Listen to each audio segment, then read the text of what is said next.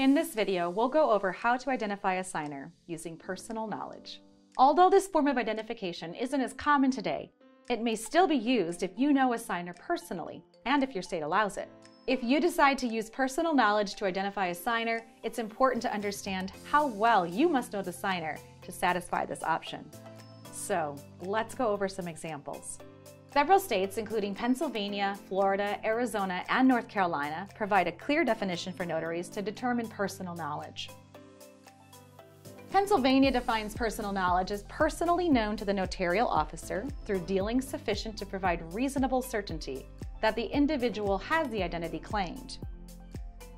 Florida's definition is an acquaintance derived from association with the individual, which establishes the individual's identity with at least a reasonable certainty.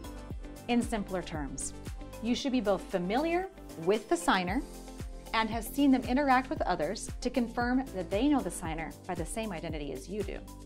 Other state guidelines require you to know the signer long enough to be certain of their identity.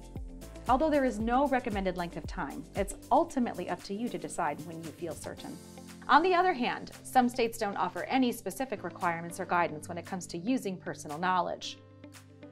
Texas, for example, allows a notary to take an acknowledgement if they know the signer, but provides no more detail as to how that knowledge of the signer is defined.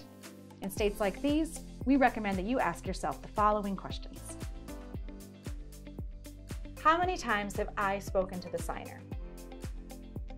How long have I known them? Have I seen others I know interact with them? Do others know them by the same identity that I do? Do I have reasonable doubts about their identity? Am I willing to risk the consequences if I'm wrong? If you can confidently answer these questions, you may choose to move forward with the signing and make a note in your notary journal that the signer was identified using personal knowledge. If you're not confident with your answers, ask the signer for another proof of ID before proceeding.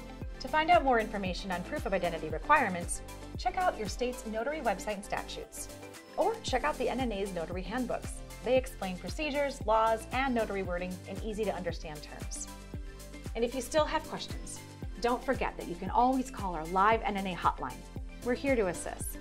For more videos like these, subscribe to our channel and click the bell to be notified when new videos are available.